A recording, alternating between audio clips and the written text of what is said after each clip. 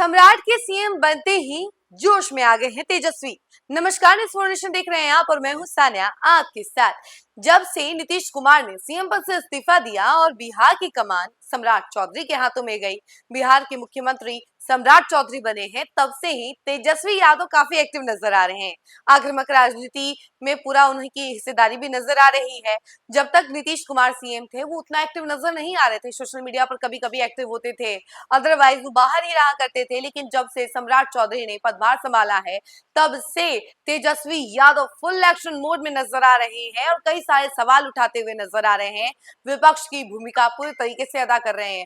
और देखिए कि सोशल मीडिया की अगर बात की जाए तो सोशल मीडिया पर भी एक के बाद एक उनके पोस्ट रोजाना नजर आते हैं। इसी कड़ी में आपको बता दें कि इस बार तो वो हाई लेवल मीटिंग में भी शामिल हुए थे। दिल्ली में जो मीटिंग हुई थी विपक्षी दलों की, उसमें वो शामिल हुए थे, राहुल गांधी के बगल में बैठे थे और महिलाओं को लेकर पूरी बातचीत हुई थी और उसमें पूरा भागीदारी उनकी नजर आ रही थी। तब से कहा यह जा रहा है कि सम्राट चौधरी के सीएम बनते ही अब तेजस्वी यादव ने अपनी रणनीति बदल ली है। क्या कुछ है पूरा मामला हम आपको बता रहे हैं।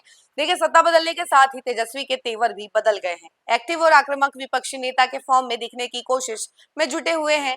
पटना में पार्टी के नेताओं के साथ बैठक की तो नारी शक्ति वंदन अधिनियम को लेकर दिल्ली में हुई विपक्षी दलों की बैठक में शामिल भी हुए। राहुल गांधी के बगल की कुर्सी पर नजर आए। अधिनियम पास न हो सका तो केंद्र सरकार पर जमकर हमला बोला। सम्राट चौधरी पर खजाना खाली होने को लेकर अटैक किया। पगड़ी की बात याद दिलाकर सीएम बनने की बधाई दी। तेजस्वी यादव की सक्रियता ऐसे समय में तेज हुई है जब नीतीश कुमार बिहार से दिल्ली जा चुके हैं। उनकी सहमति से उनके पुत्र निशांत कुमार की एंट्री जदयू में हो चुकी है। दूसरी तरफ बीजेपी बिहार में अपना प्रभाव बढ़ा चुकी है। लालू परिवार की मांग थी कि नीतीश कुर्सी छोड़ दें और अपने पुत्र निशांत को राजनीति में लाएं। ऐसी मांग के पीछे सोच थी कि लालू पर लगने वाला परिवारवाद का आरोप कम होगा, परिवार के सवाल पर तेजस्वी को नहीं घेरा जाएगा। निशांत की राजनीति में आने से तेजस्वी पर परिवारवाद को लेकर सवाल कम हुए हैं। सम्राट के सीएम बनने से अब राजद की सीधी लड़ाई भाजपा से है। नीतीश सीएम थे तब भाजपा नंबर 2 की हैसियत में थी। राजद जदयू पर उस आक्रामक तरीके से अटैक नहीं कर पाता था जैसा भाजपा पर कर पाता है। वजह नीतीश के साथ सरकार चलाना और उनकी समाजवादी नेता की छवि। अब लालू की पार्टी सीधे भाजपा के सामने है। आरजेडी एमवाई समीकरण वाली पार्टी है, मुसलमानों के हितों पर मुहर हमेशा लगाती रही है। वहीं बीजेपी हिंदुत्ववादी पार्टी है। भाजपा ने बिहार विधानसभा में एक ही मुसलमान को टिकट नहीं दिया था। वहीं 2025 का चुनाव जीतकर 11 मुसलमान विधायक बने। इनमें एआईएमआईएम से सर्वाधिक 5 और आरजेडी से 3 है। बीजेपी और आरजेडी की सीधी टक्कर इसलिए भी होगी क्योंकि बिहार में कांग्रेस और लेफ्ट पार्टियां कमजोर हैं। लालू प्रसाद की राजनीति को बीजेपी के खिलाफ ताकतवर माना जाता रहा है। इसके लिए लोग लाल कृष्ण आडवाणी की बिहार में गिरफ्तारी का इतिहास याद करते रहे हैं और इसके साथ ही कि कैसे लालू ने उनका राम रथ रोका था। आपको बता दें कि भाजपा ने कोयरी कुशवाहा समाज से आने वाले सम्राट चौधरी को मुख्यमंत्री बनाया है।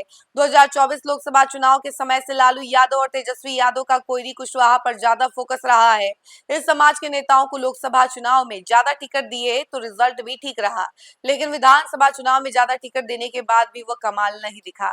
2025 विधानसभा चुनाव में एक्सिस माई इंडिया के एग्जिट पोस्ट पोल सर्वे के मुताबिक 24% कुशवाहा ने महागठबंधन को वोट किया। यह 2020 की तुलना में 3% कम है। अब जब सम्राट चौधरी को भाजपा मुख्यमंत्री बना चुकी है, ऐसे में आरजेडी के लिए कुशवाहा समाज का वोट पाना मुश्किल हो सकता है। ऐसे में अगर आरजेडी को सत्ता में आना है तो उसे अपने सामाजिक समीकरण के फोकस को बदलना होगा। ईबीसी की बिहार में 36% आबादी है। इसे नीतीश कुमार का वोटर माना जाता है। नीतीश के साथ रहने के दौरान भाजपा ने भी इस तबके में अपनी बैठ बढ़ाई थी। अब जब नीतीश सीएम नहीं रहे तो उसके वोटरों में तेजस्वी सेंधमारी कर सकते हैं, क्योंकि यह तबका कभी लालू यादव के साथ भी मजबूती से जुड़ा रहा है। ऐसे में कुछ हद तक जुड़ाव अभी भी लालू फैमिली से हो सकता है। 2025 विधानसभा चुनाव में ईबीसी वर्ग के 26% लोगों ने महागठबंधन को वोट किया था, यह 2020 की तुलना में 4% ज्यादा था। हालांकि ईबीसी वर्ग के 58% लोग अभी भी एनडीए के साथ हैं। मुकेश सहनी के साथ आने का थोड़ा फायदा तेजस्वी को हुआ, लेकिन अगर वह लगातार मेहनत करें तो अगले चुनाव तक कुछ भी हो सकता है। तो देखिए, यही सारी बातों को देखते हुए अब तेजस्वी यादव फुल जोश में नजर आ रहे हैं, क्योंकि अब उनको भी आगे रणनीति नजर आ रही है। एक तरीके से एक मौका नजर आ रहा है, क्योंकि सम्राट चौधरी सीएम बने हैं तो ये जनता की चॉइस नहीं है, ये पार्टी की चॉइस है। इसीलिए इसका फायदा तेजस्वी यादव उठाना चाहते हैं और कहीं ना कहीं इन मुद्दों को लगातार भी उठा रहे हैं कि जिनको जनता ने चुना उनको दिल्ली भेज दिया गया, उसके बाद सम्राट चौधरी सीएम बने हैं, जो कि पार्टियों की चॉइस है। तो ऐसे में अब वो इस चीज का फायदा उठाते हुए सबको अपनी ओर करने में लगे हुए हैं, जनता का वोट बैंक अपनी ओर करने में लगे हुए हैं, और इसीलिए वो सक्रिय राजनीति करते हुए नजर भी आ रहे हैं। इस खबर में फिलहाल के लिए इतना ही। ऐसी तमाम अपडेट के लिए जुड़े रहे हमसे और देखते रहे न्यूज़ 4 नेशन। धन्यवाद।